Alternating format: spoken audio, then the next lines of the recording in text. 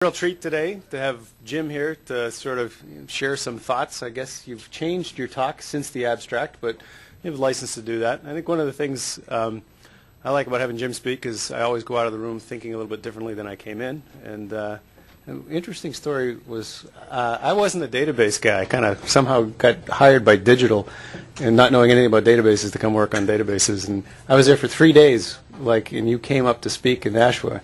And all the guys in the database group were like, "Oh, Jim Gray's coming." I'm like, "Who the heck is this Jim Gray guy?" And so now I know. So here's that Jim Gray guy. Once you find out, tell me. Right. So I promised to talk about something, and somewhere on these slides is what I promised to talk about. I will show you all the slides. 83. 83. Okay. Holy shit. Oh, okay. 83. How do you know? Okay. I actually had an appointment at breakfast tomorrow. Okay. So, but I'm skipping almost all of them. I looked at the abstract I wrote, and I thought about the audience, and I said, "You guys don't need to know that stuff. You know, you're all brilliant, and you all agree with me, right?"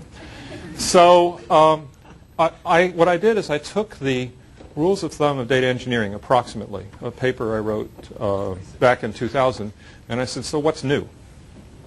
Okay, 6 years later, what's changed in the last 6 years in storage? And the simple answer is there are very few surprises, which is perhaps surprising.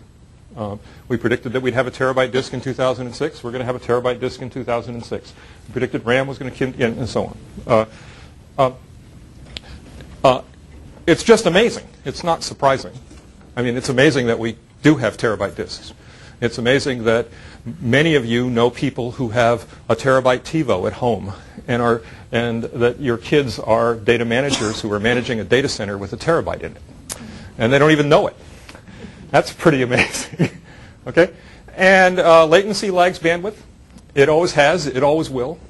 And bandwidth lags capacity. And that's not surprising. One of the things that's a little bit surprising, it was predicted, is that the 5-minute rule has turned into the 30-minute rule. And I'll walk you through that. But, it basically, one of the ways we're cooling disks is we're just throwing RAM at them. And so, and the thing that I think is, for me, is surprising, and in fact the surprise came when I was preparing this talk, is to realize what's going on with flash. And there's a few slides that talk about that. And at the time I said, smart disks are coming. And I'm still flagging that story. Smart disks are coming. Okay. Is MEMS coming? I don't know. We've invested heavily in MEMS. So the question is, are MEMS coming? And we've invested, I don't know, heavily. Microsoft is an investor in one of the larger efforts to do MEMS. And MEMS would work great if we could find a material. We can make the sled, but we can't find the material that will actually remember things.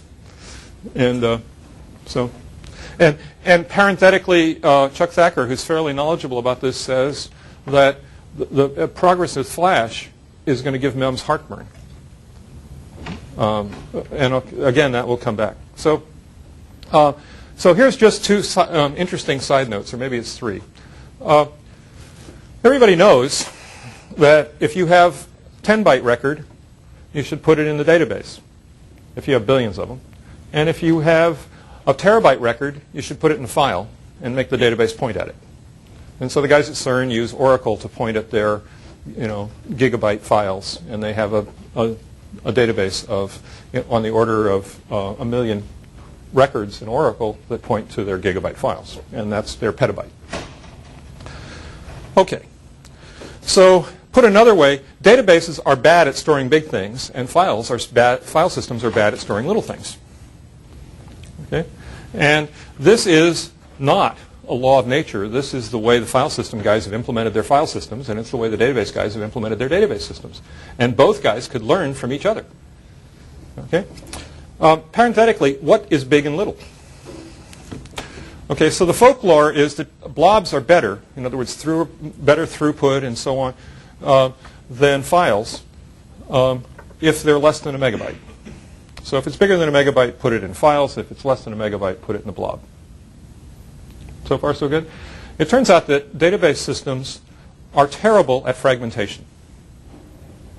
Okay? File systems aren't good at fragmentation, but you only have to run faster than the other guy, not faster than the bear. So the actual situation is that as bad as file systems are at fragmentation, database systems are worse. For example, in SQL Server, the way you defragment an area is you create a new area, you copy the data from the old area to the new area, and then you drop the old area. Okay? We do better than that, except for with blobs. Yes, yes. So Dave's comment is that fragmentation in database systems is actually great except for blobs. Okay? All right. So if you take fragmentation into account, then Advantage file system, the number drops down to 250 kilobytes rather than a megabyte. So instant quiz question. What's the average size of a file in a file system? What do you mean by average? Median? I don't care. It doesn't matter. Median. Median? Median is 4K, Mhm. mean is about 170K. It doesn't matter.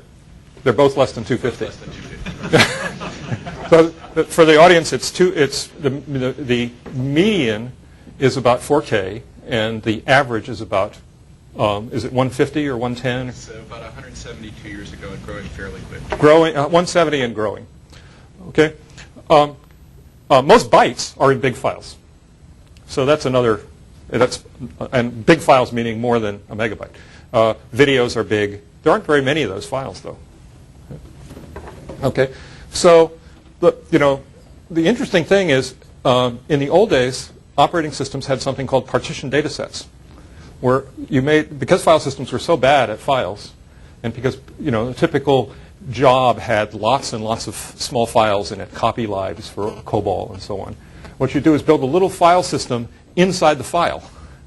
And you'd open one file and then you'd wander around it. It was sort of like a database. Okay? So the reason that databases beat files is that they do early binding. You get a connection to the database, all the authentication has been done, all of the stuff has been done. You don't have to mess around with the MFT. You don't have to time last update it. All that stuff is not, you don't have to do that. You just say, give me the data. Okay? So the file system could do something like that for customers who have lots and lots of files. Correspondingly, the database guys could learn a lot from the file system guys.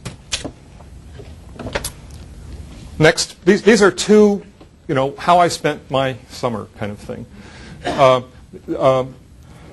How reliable are cheap disks? Okay, I'm constantly saying to people, oh, we can use cheap disks. And people are saying, no, you can't, they're shitty. They fail all the time. And they're slow. And you have to think about the total cost of ownership, and so on. So everyone will tell you that SCSI is good and SATA is bad. SCSI and SATA are just interfaces. They have nothing to do with actually the electronics. But it's also the case that the electronics in expensive disks are better than the electronics in cheap disks. The packaging for expensive disks is better than the packaging for cheap disks, and so on. Okay. But they're 3 times cheaper, which is pretty attractive. But they have 10 times shorter mean time to failure advertised. They have 10 times shorter warranty. They have 100x higher error rate advertised. And so we decided to measure and see, are they really as bad as they are reputed to be?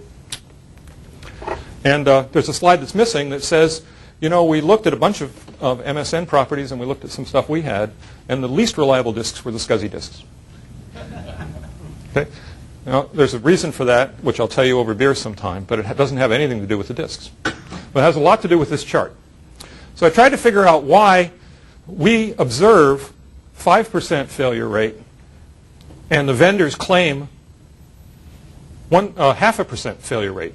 So the vendors are claiming 10 times better mean time to failure than we're observing. And when I say we, I'm talking about people who have 20,000 disks, 50,000 disks. I mean, this is statistically interesting sets. And the answer is you go talk to the vendors and they say, well, yeah, it's true. 5% of the disks break. No question about it. And they send them back to us. And 60% of the time, we take the disks, we power them up, and they work perfectly. Nothing wrong with them. And 30% of the time, the pins are bent, or the disk's been dropped, 10 meters, or the disk has been run at 300 degrees centigrade. Okay? You know, and so I mean, you know, and disks hate to be shaked or baked, and these disks have either been shaken seriously or baked, okay, and they failed. So that qualifies as they broke it. And 10% of the time, the disk actually broke. What they do is they take their disks and they put them in a nicely air-conditioned room and they run them at, you know, under load, but they don't expect the disks to be treated the way you and I treat them. Okay, so disks, physical failure, drive failures are 10 times the advertised rate. Will the uncorrectable read errors be 10 times the rate? That was the thing I didn't. So what we did is we ran on 4 systems for 4 months. The systems had quite a few disks on them, and we moved about 1.8 petabytes. And we looked for uncorrectable errors, and we used the crappiest, cheapest disk controllers we could lay our hands on, Promise and Rocket Raid and No-Name Marvel controllers from Supermicro, and this is as bad as you can get. Okay, and we checked some of the files when we wrote them, and then we read the files and then checked the checksum, and so we would expect to see in the neighborhood of 100 UERs, and we saw 3 or 4. And when I say we saw 3 or 4, actually Windows corrected 2 of them on retry. So we actually saw 1 or 2. And when I say 1 or 2, the whole system hung and all sorts of strange things happened. But we have some indication that there might have been a UER implicated in all of this. We saw lots of controller hangs. We saw lots of other problems. But it wasn't the disks that were giving us trouble. So no disk failures, incidentally, in this. Okay? And again, going back to this thing, which is in the paper that's referenced down below, the SAN switch was 11% failure rate per year. I mean, so don't go telling me that SCSI good, SATA bad. Maybe you got for by Charlie 10X. Yeah. So the moral of this is that things fail. And you have to design for failure, and you have to design for independent failure modes. And Tony Hoare's quote, the cost of reliability is simplicity, and few people are willing to pay the price. Jim, on the UER experiment, what's the ratio of reads and writes? 1 to 1. The ratio of reads to writes is 1 to 1. We wrote and then we read. We wrote and we read. We didn't let it sit there for a year. So some people have said, well, you didn't experience bit rot because we read it immediately after we wrote it. So people have challenged us and said, well, you should do this other experiment. I say, yeah, you should do this. We should do this other experiment, or maybe you should. Well, did that answer your question? Is it? Yeah. How do the manufacturers come up with their specs? They take the disks, they put them in a room like this, except it's this expensive, but it's surrounded by air conditioning and power and things like that, and they run the disks under load. They've actually observed more error than you did? No. The UER, the 10 to the 1e minus 16 bits, or 1e minus 14, this is something they put in their spec sheets. And I tried to find out where the numbers come from. And they say, well, we've got some mathematical derivations that say maybe this is the right number, but it's very pessimistic. It's not a measured number. And in fact, there's no way anybody could really verify it because it requires this very extensive testing and it varies depending on a lot of environmental conditions. And we actually run, we give quite a few gigabytes of data in this Amazon Center. In the last 6 months, we observed exactly 2 phases of CRC failure when essentially uncorrectable with error. We observed many more, but they were all on the drives that eventually died in weeks. So the comment is they're seeing a fair number of CRCs in an extremely large data center, what, 1 a week, something like that? Yeah. The thing is that, well, we It's put better drives and they are inactive. Why do people believe that SCSI is better than SATA? Well, it costs 3 times as much. It must be better. Why would anybody buy? I mean, there must be some reason. The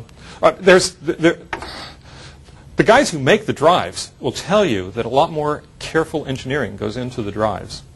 Okay? But the fact that 90% of the failures are due to things that the manufacturers can't control completely washes out the fact that one drive has got better availability than the other drive, or better mean time to failure. The actual cause of failure is mishandling, poor cooling, vibration. I should tell the story of this, why the SCSI drives failed so badly. Okay? Evidently, this is hearsay, evidently the people bought the SCSI drives, they were burning them in, okay, they're in racks, they've been delivered, and some people came and seismically secured the racks. And what this meant was that they drilled holes in the floor, and then they took their air hammers and drills and drilled the racks to the floor. Okay? And this sent some vibrations into the disk arms and caused them to evidently fail sort of gradually over the next several months. Okay? Nobody thought this is a bad thing to do for the drives? There are the people who know that are not the guys who hired. But I mean, look, I mean, that's the way the world is. I mean, remember that pie chart? Let's go back to the pie chart. This is, okay? All those SCSI disks were in this part of the pie. The 60% is like the controller or cabling or something like that. That, you know, I can unplug a drive and put it in a different place, and all of a sudden it works fine. Okay. So you have to appreciate that it's hard to archive a petabyte. At a gigabyte a second, it takes 12 days. And I think that's actually a mistake. I think that's for a terabyte. At any rate, why 4 copies? You could either have triplexing at one place, which is the Google file system approach. But the problem is, if you lose that place, you've got 0 bytes. So you have to geoplex. You have to have your data stored in 2 places. You with me so far? Maybe 3 places, okay? But at least 2. If you're going to go for 2, storing the data in 2 places, then simplicity would encourage you to have 2 plus 2. You mirror at place 1, you mirror at place 2. If you're going to store it in 3 places, then you do the triplexing. Again, I assume everybody here knows this. I always thought that mirroring was enough. Okay? Because you lose a disk, well, you got another copy. The problem is, when you've lost the first disk, you're very nervous. Because that other disk is your only copy. And if something goes wrong, and now you're going to do something with that other disk. And you're going to treat it, you know, you're going to put some extra load on it. And it's carrying all the read load and all the write load that the 2 disks were carrying before. So it's being stressed. So just imagine having, you know, 2 employees, and one of them falls over, and you move the workload of the guy who just disappeared onto the remaining guy, and then you ask him to train his replacement. Okay? And likely, he's going to have psychological problems. Okay? And the disks behave similarly. So simplicity would have 2 plus 2. Okay? So the meta message in a lot of what I've said so far, and what's coming in next, is that if everything follows Moore's law, then nothing changes. If everything gets twice as fast, if everything gets twice as cheap, if time compresses, if the speed of light increases by 2x every year, then fine. It's, you know, it's imperceptible. The thing that is interesting is that certain things are improving by 2x, and certain things are either staying constant or getting worse by 2x. So the cost of people is going up. The speed of light is staying constant. And other things are getting cheaper. So probably at this point, we're talking about storage. What's the perfect piece of storage? Perfect piece of storage is that, you know, you have name-value pairs, and you can store a value for a given name, and you can read the value of a given name, and it shows up instantly. In fact, the ideal memory is it tells you the question you should have asked. Okay? But, I mean, the kind of thing we know how to, which prefetch is, in essence, does that. Right? The processors are trying to do branch prediction and so on, and trying to tell you the question you will ask in the future. Okay? So the good news is that storage, we got storage sort of like this, except for the instantly part. The capacity has grown about 2x per year, or 2x every 2 years. But the ratios are changing, and the ratio thing is that first, latency has lagged bandwidth. Bandwidth has improved faster than latency has. And capacity has improved faster than bandwidth. So in particular, many of you are old enough to remember that when you first started up your PC, it used to sit there and scan through memory. And and you'd say 1 kilobyte, 2 kilobyte, 3 byte, see this little number, okay? And then people started having multi-megabyte memories. And the counter took longer and longer and longer to get. And now think about the multi-gigabyte memories that people have. You wouldn't want to sit there and watch it count 1 kilobyte at a time. So that's the business about the capacity has just grown way, way faster than our ability to scan through memory, for example. So pipelining can hide the latency, but nothing can fake the bandwidth except more bandwidth. Okay, so prefetch and things like that can hide latency. But if you need bandwidth, then you just have to buy it. So we have the embarrassing situation that we have the infinite disk. It has infinite capacity. We're at 1 terabyte. The disk guys are very apologetic. They only see a factor of 100. So they can only make a 100 terabyte disk with the technology at hand. It'll take them a few years. Okay? But 100 terabytes is pretty close to infinite. I've never actually done anything with 100 terabytes. Okay? I know there are people in the room who have, but I haven't. Okay? So, but it's only going to give you 100 megabytes a second, maybe 200 megabytes a second of bandwidth. It's going to take you a long time to get through that 100 terabytes. Okay?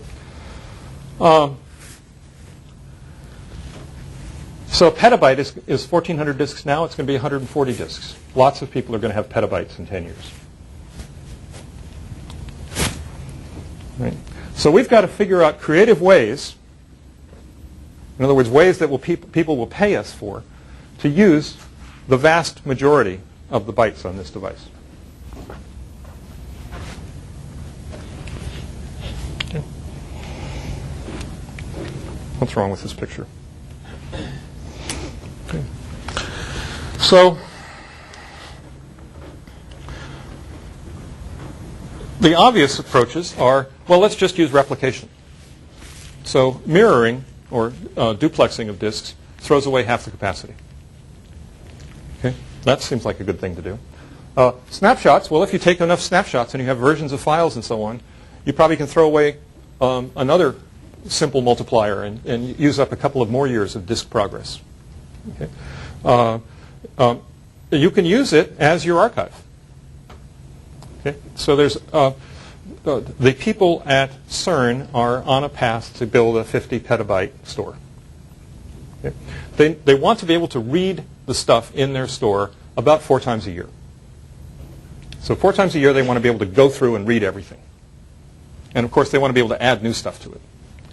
That implies a certain amount of bandwidth that they need. Okay.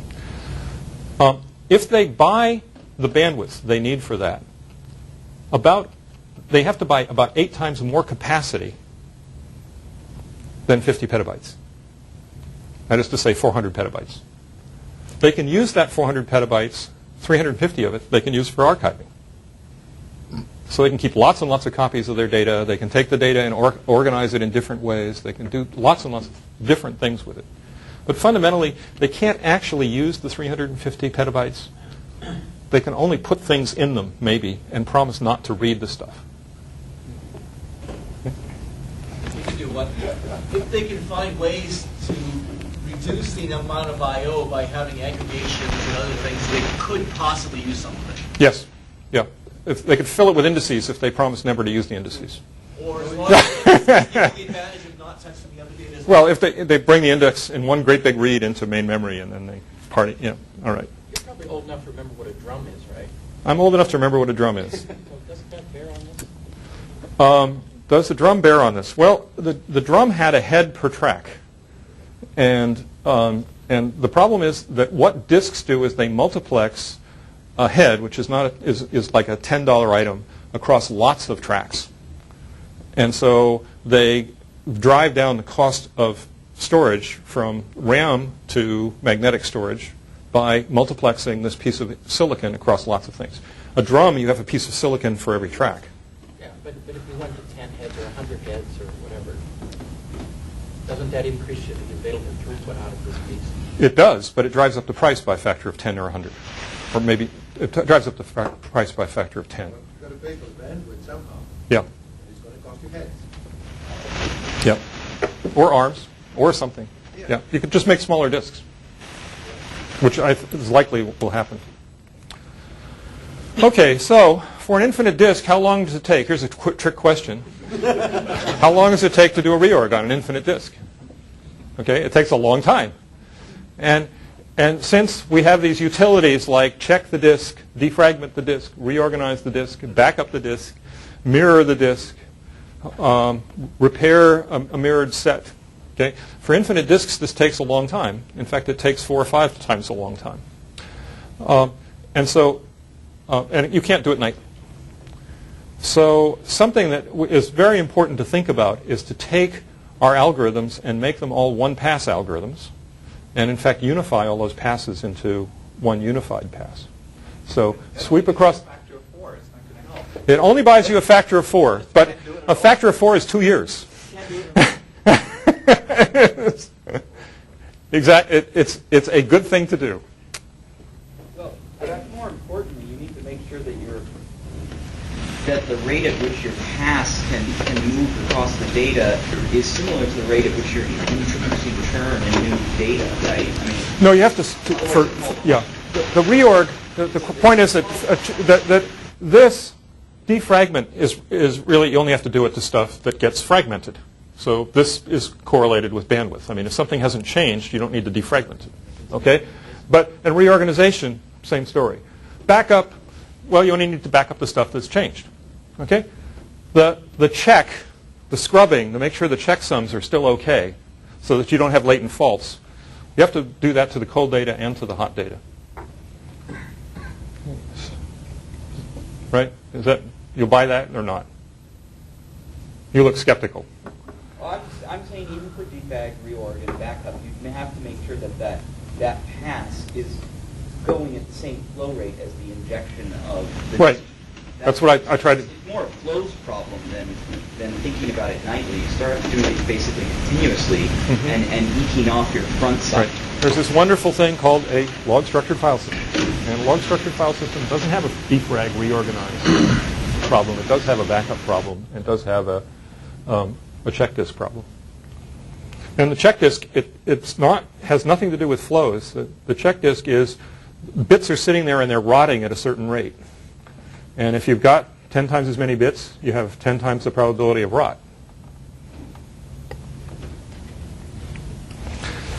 Okay, so storage is getting real cheap, and free storage is like free puppies.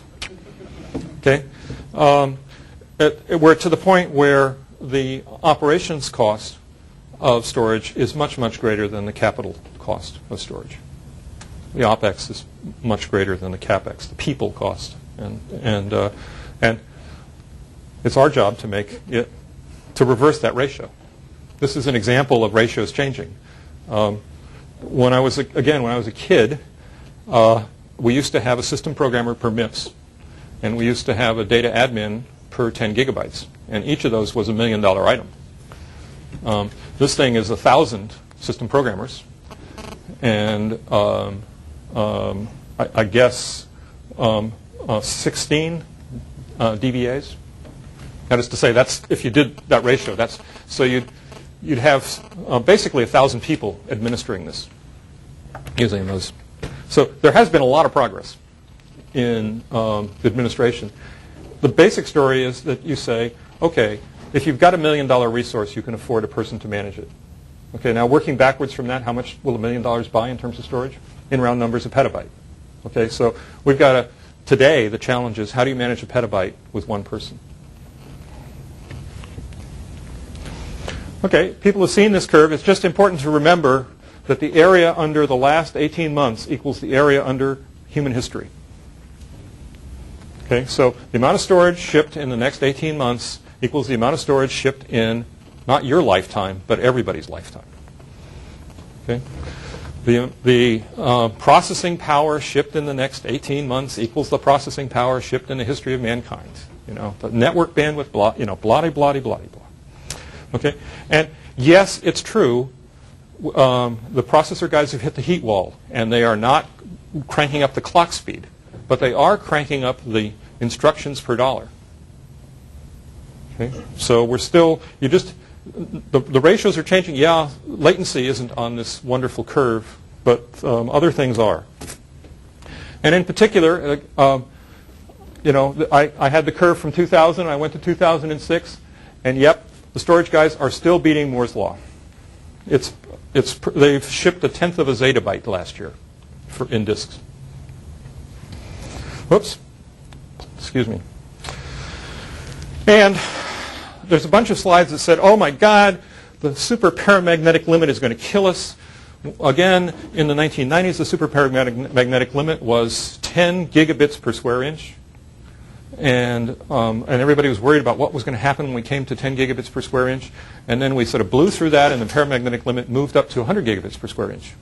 And everybody was worried about the 100 gigabits per square inch. And what are we going to do? Because the disk business is going to be dead. And you're going to have to go optical or MEMS or something.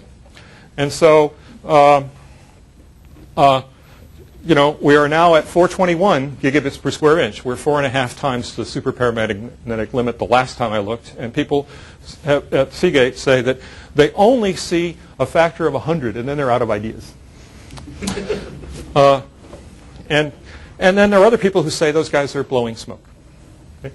But the fact is, they have kept this curve going. These are the points from, you know, year 2000. I haven't looked for 6 years, and we're essentially right on the curve.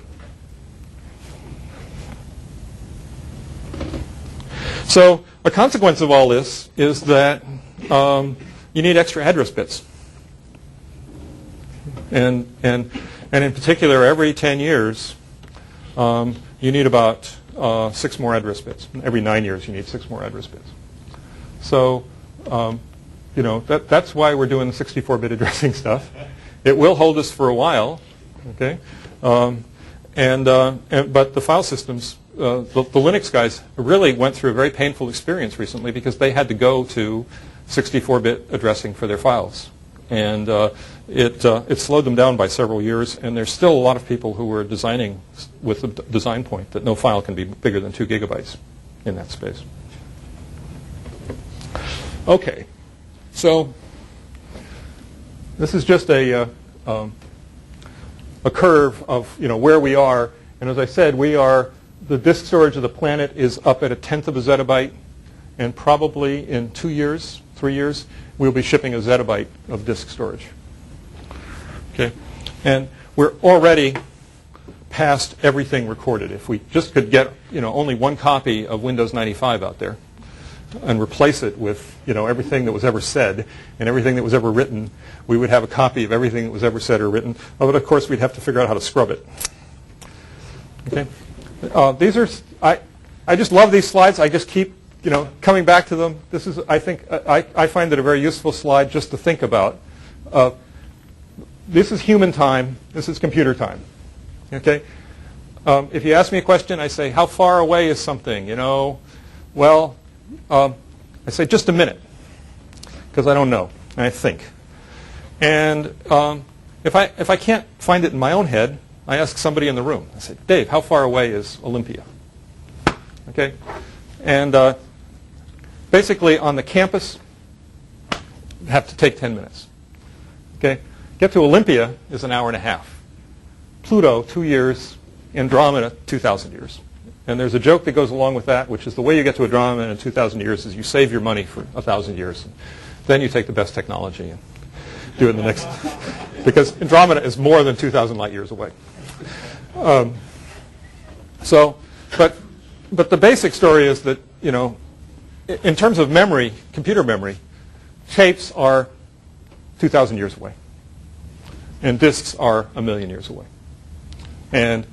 or 1,000,000 seconds away, excuse me, and registers are 1 second away. And what this means is you don't want to be going to disk to get your information. You want the disk to send you the information before you ask for it. So this means that we have to program the disks as though they're sequential devices. Because if you think of a question and then wait for the disk to tell you the answer, you're fundamentally waiting 10 to the 6th clocks. Okay. I'll just skip over that. Okay, so these are just standard numbers. The major thing to point out is that all the numbers about seeking and rotating and transferring, well, disks don't actually spend very much of their time seeking. Okay. If you measure them, oftentimes they read on the same track, or they don't seek very far. They actually spend more time rotating than you would have expected. Okay. And they spend a lot of time transferring because people actually are doing bigger and bigger transfers. But what they really spend their time doing is waiting. Or in fact, what happens is your request spends its time waiting because you're sharing this disk with somebody else. So if the disk is 50% utilized, however long you think it's going to take to do something, it's going to take twice as long. You're going to spend half your time waiting, and then you're going to get serviced. Okay. An interesting curve is how disk prices have changed over time. Here's the prices in 1999. And across the bottom here is how many gigabytes you get. And up here is the price for a terabyte. Or price for a drive, excuse me. And, you know, the prices kept dropping. And the red line is SCSI, and the green line is SATA. And it's the dollars per terabyte. And for about 250 gigabyte drives, you hit this fairly low price per terabyte. And then as you buy larger drives, they charge a premium for the larger drives. But the curve is fairly flat. And what they're doing is this is newer technology, but they also can charge a premium because you're saving on controllers and you're saving on power supplies and things like that. Okay? And the ratio between SCSI and SATA is essentially 1.5 to 0.4, or about 4 to 1. Okay. And you conclude from this approximately that you can build storage for $250 per terabyte if you just buy these drives. But if you package it and put it in computers and so on, it's probably $500 because you have to buy the controllers and the processors and the power supplies and cooling. So the old storage metrics are how much capacity, what latency do you have, what's the seek time, what's the rotation time. What you really care about is how many small kilobyte objects can I get out of the disk per second, how many megabyte objects can I get out of the second, and how long does it take to read the whole disk. Those three numbers actually are very useful in terms of designing an application. Okay? And of course, how much each of those costs. The caps per dollar, the maps per dollar, and the terabyte scans per dollar. So the kilobyte accesses, we start out in 1970, and they were making this really slow thing, and then the price curve has been pretty wonderful. And the kilobyte accesses, it's a nice exponential curve. It's just that its doubling time is measured in like 20 years instead of 2 years. So we've gone from, in round numbers, 50 accesses per second to, in round numbers, 150 accesses per second in about 15 years. And at this point, it takes 5 hours to scan through a disk, whereas it used to take 5 minutes.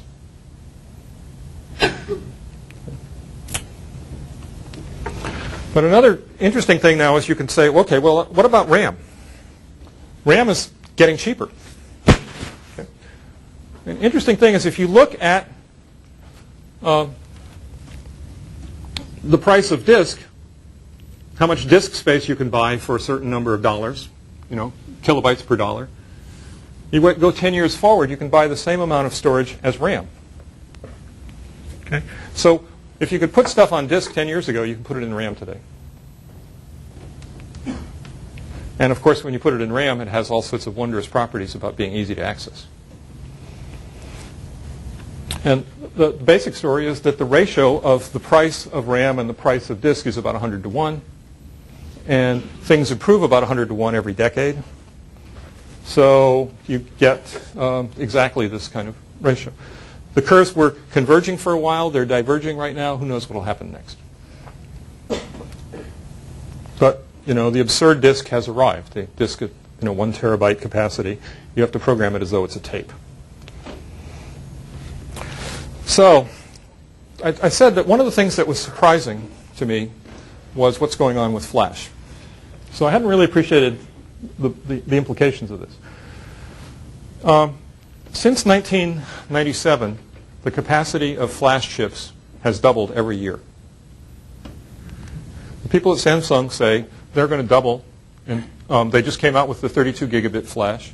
They're going to double until they get to a terabit, and then they're out of ideas.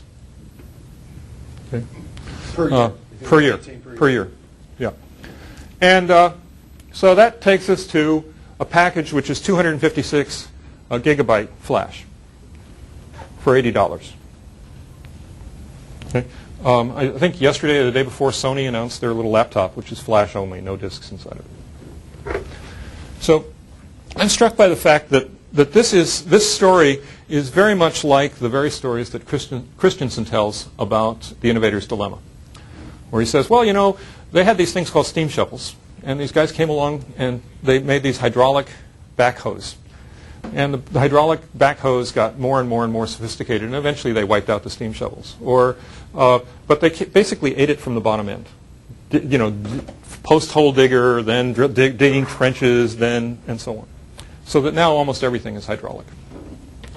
Or copiers. There was Xerox had the copier business. Canon came along and said, well, we're not going to come in with the lowest cost per copy. We're going to come in with the lowest cost for first copy. So for low volume copier applications, Canon came up with a fairly inexpensive copier, and they sold lots of those. And then those inexpensive copiers just kept getting better. Okay. So here we got a situation where the disk guys don't know how to make a disk that costs less than $80. That's kind of they've got all this mechanical stuff. They've got a controller. They've got all this other stuff that goes into it. So you can buy a disk for less than $80, but it's basically a fire sale of some sort or other. The Xbox, for example, the most expensive thing in it was the disk, and we got it for a little less than $80, but not a lot. Okay. So if we were doing that today, and we had the option of using Flash, we'd probably use Flash for it.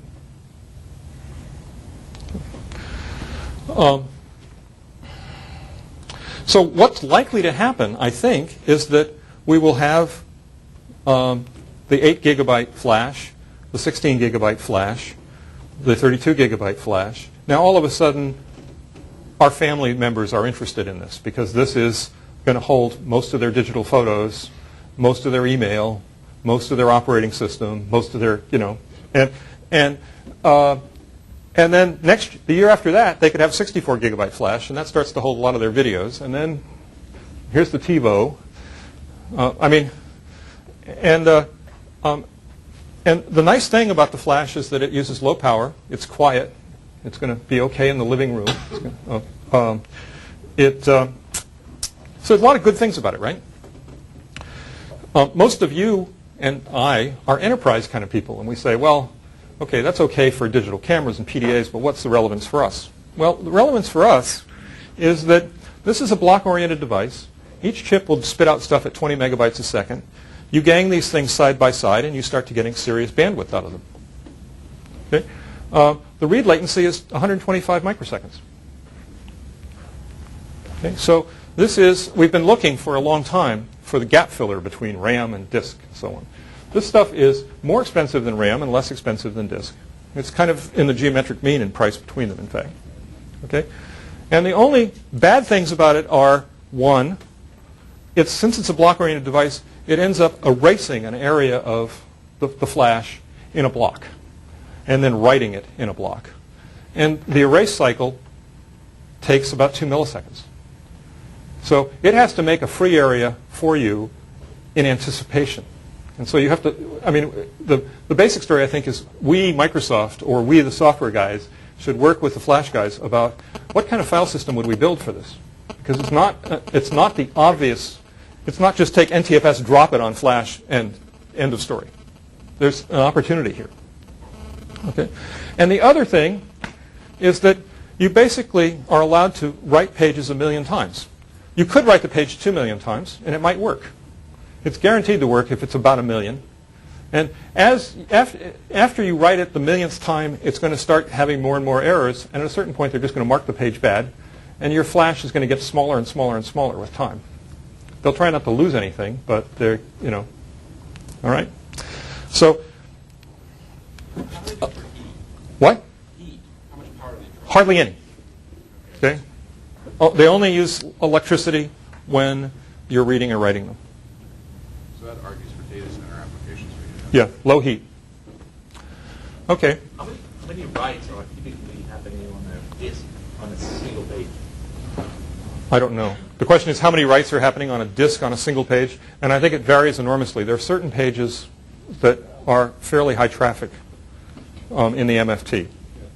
Is 1 million close to infinite, or is 1 million very the land? So that I did this experiment. One of the things people are talking about is, well, let's put Flash in a SCSI disk or a SATA disk to make it non-volatile, so that we can turn on write cache enable. Okay, and I concluded that the log is something which ends up writing lots and lots of stuff. And it is anything that's a sequential application is going to move a lot of bytes through this and cause this flash buffer to wrap around. And I figured that I could wrap it around about once every 6 months if I had a disk that had 60 megabytes worth of bandwidth and I had a flash of a certain size. But parenthetically, what will happen is the disk will just get slower and slower and slower because the flash will shrink.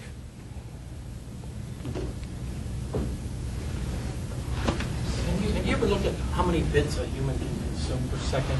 Yeah. Because I was thinking that would be a curve that would have a very fine flat spot. I mean, So the question is, how many bits per second can a human consume? And the answer is 12. I know you're gonna. Huh? Is that 13? Huh? No, it's 12. No, there's a wonderful book by Jim Luckey called Silicon Dreams, and there are a whole bunch of psychological experiments that show that the actual information content through the optic nerve and all these things is 12 bits per second. It's an amazingly small number. How many bits am I consuming when I'm watching an HD movie then? 1.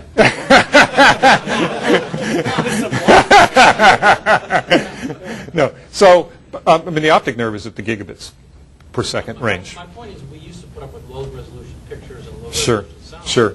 So But there's this incredible compression algorithm going on. You know, yeah, but at some point, the movies will exceed our visual resolution and Yes. exceed our hearing resolution, and then there'll be a big flat spot. And then I think Flash really comes in because Yeah. you're not chasing a moving target like you are today. Yeah. So the point is, what bit rate is good enough? So I have a bunch of friends who are rich, and they have these fancy stereo systems that produce sounds that I can't hear. Okay, but almost everyone I see as I walk to work in the morning has got a iPod with these little things in their ear doing MP3, which is, I can hear the difference between a good stereo and an MP3. I mean, my hearing is not very good, but it's good enough to tell. And people love MP3. Okay, so you know, people are perfectly happy to see crappy video on their cell phones. So it seems. I mean, so I don't think it's the HDTV or the. I think the technology is encouraging people for convenience rather than bandwidth. So, well, all right. We could use it as a non-volatile disk buffer. We could use it for a cache near the CPU. We could use it for the write-ahead log cache, okay. we are heading for a time where people are going to have 1 terabyte RAMs. Okay? What happens when a 1 terabyte RAM fails? Okay? You take a long time filling up the database buffer pool, randomly. By having a copy of that on the side, you could have quick restart. Again, when I was a kid, we used to have magnetic RAM, and it was called Core. And when the system failed, and it came back up, we ran a little program called the Salvager, which found all the stuff that was in memory and decided what was good and what was bad, and went back in business. And what we could do is have a buffer on the side made out of flash and have a pretty quick restart for a system where all the software has been loaded, all the database buffer pool is fairly current, and just restart. Even reboot wouldn't help you then. Well, maybe. I mean, we can always do a cold start. There's warm starts and cold starts, right? We can do that right now. Most of the time there's stuff left in the normal RAM that could be salvaged. If we don't. Exactly. So Dave LeMay points out that you could do that today because, in fact, many failures are not power failures, and the stuff is still there. Okay, I'm getting near the end. Time is running out. Okay, so Gertz Graffi and I wrote a paper a long time ago about what's the best size for an index page. And you must remember that Unix used to have 512 byte pages, and NT has 4K byte pages, and SQL has 8K byte pages. But let's just talk about B trees. When you read a page of a B tree into main memory, if the page is huge, you get great fan out. But you have to pay for the transfer, and you have to pay to store it in memory. Okay? If the page is tiny, you've paid for the I/O, you've paid for all that stuff, and you get almost no information. So there's bad things about really big pages. There's bad things about really little pages. And there's good things about the pages that are the right size. What's the right size? Well, it varies with technology. It varies with how fast the disks are. It varies with how big the index entries are. If the entries are, and the curves sort of look like this based on, okay, where here's a 4K page and here's a 1 megabyte page. And it's somewhere between 4K and 1 megabyte. And in fact, in the middle, for various index sizes for current disk technology, it's basically between 64K and 128K is a good page size for an index entry. Okay? Jim. Yeah. When you say current technology, a disk that is 60 megabytes per second and has a 5 millisecond access time. Okay? Now, if it were a flash, then it would be this math would be different. But the thing I'm trying to get across here is that I think if I were to start over, I would have 250K index page size with current technology as an option. Because at least for this analysis, these curves are all going to shift to the right with technology. And it's time to think about bigger pages. Okay. I'm getting near the end, and I'm going to just do one more thing. Amdahl's balance laws. Amdahl had these rules. He said, okay, if you've got a parallel part and a serial part, you can't go any faster than the serial part. Okay? A system needs a bit of I/O per second, per instruction per second, or about 8 MIPS per megabytes per second. For every MIPS you need, or every instruction per second, you need a byte of RAM. Okay? Mm-hmm.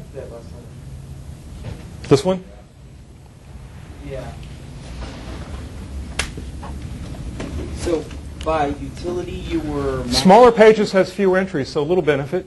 Big pages waste RAM and bandwidth. But by utility, you're measuring what, number of servers? Yes, number of lookups serviced, right.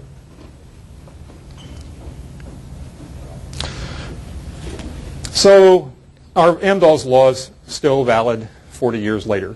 Well, the parallelism law is algebra, so sure. But so we look at the TPC guys, and you appreciate that Amdahl would say you need an instruction per byte, so 8 instructions is what Amdahl would predict here.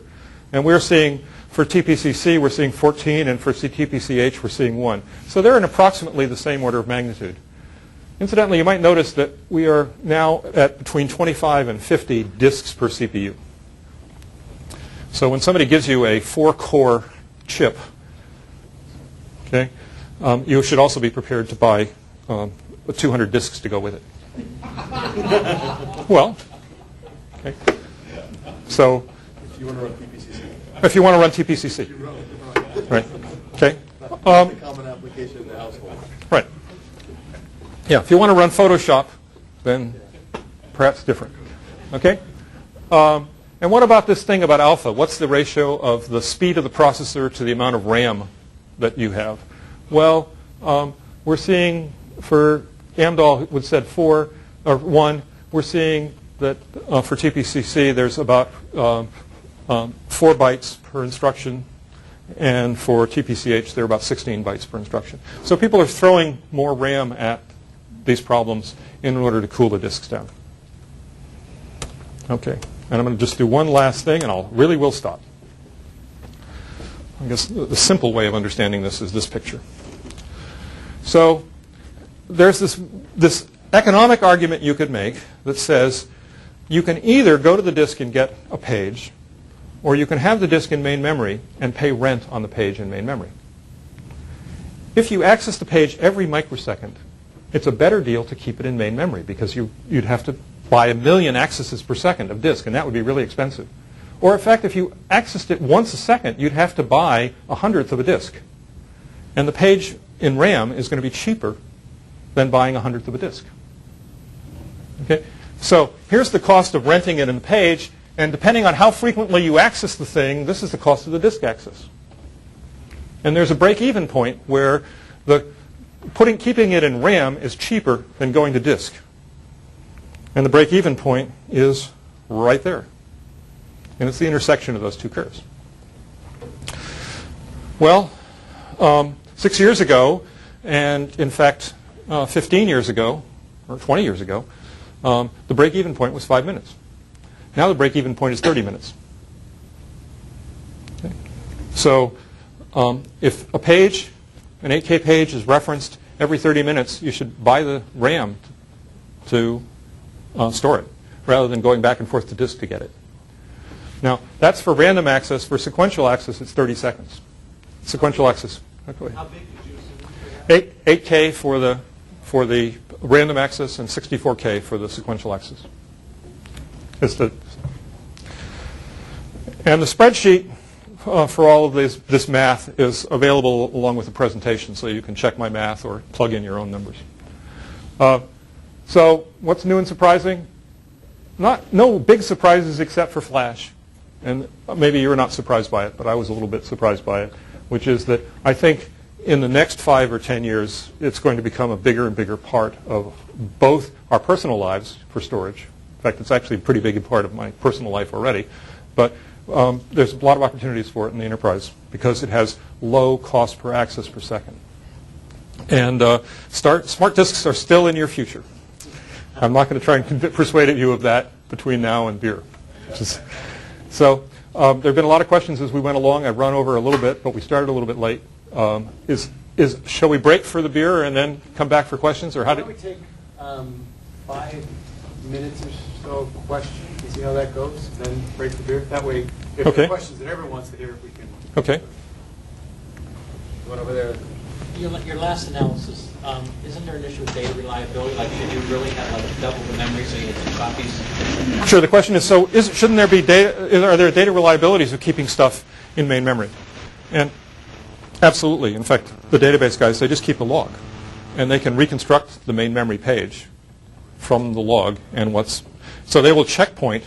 But currently the checkpoint interval is 5 minutes, and now this says, well, gee, you're checkpointing every 5 minutes, but that's for recovery reasons. But if for point of view of referencing, you might as well just keep the thing in main memory and not age it out. So mark it as clean, and anything that's read-only, for example, you can keep in main memory. Long-structured file systems coming back? Well, my friends at Sun keep telling me that I should learn about ZFS. And evidently it's a nice log structured file system that they've put into Solaris. And so our log structured file system's coming back. I was skeptical of them when I read Mendelbrum's thesis, because I said, I'm a database guy, it won't work for databases. Okay. Dave LeMay, who's a database guy, has loved log structured file systems ever since the beginning, I believe. He says, wonderful idea. Yeah. And you know, log structured file systems would be good for Flash, I believe. I think that's one of the things that's going to be relevant. Increasingly, we don't want to update anything. We just want to insert at the end. Log structured file systems have great sequential properties. So they have a lot of attractive properties. But they were based on the premise that reads would be served by the cache. That's what they were based on the premise of. Mm-hmm. That's may or may not be true. Well, it'll be more true. It's more true in this new. So the comment is that reads are served by the cache, and that will be more true in the future because of this ratio of the bandwidth to capacity. So you can't actually go to disk anymore. It's like going to Pluto.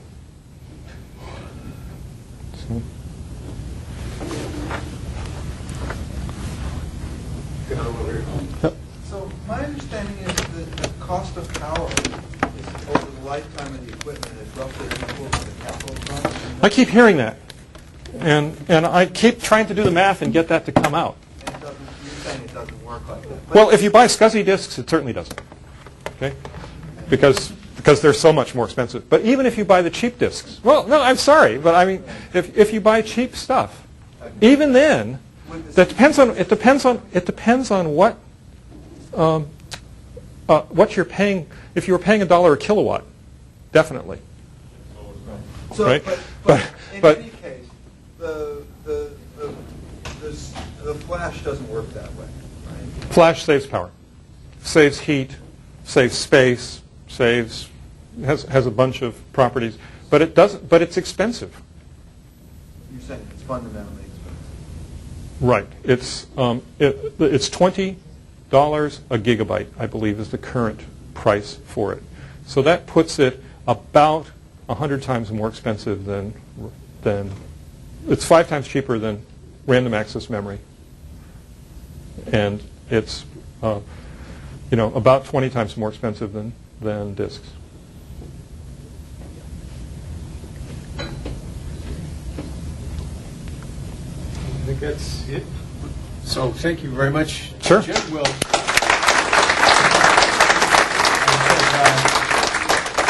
One little housekeeping announcement. Jim Eichmann, he's got surveys for the event, and pens, so we'll run around and pass the people. So I would appreciate it if you grab the survey if you need to run out and fill that out. That helps us justify this, and the reason that's good for you is so we can keep buying free beer and munchies. So tell us that you learned something new. Okay? And feel free to stick around and mingle, because that's a key part of the whole gig. Thanks.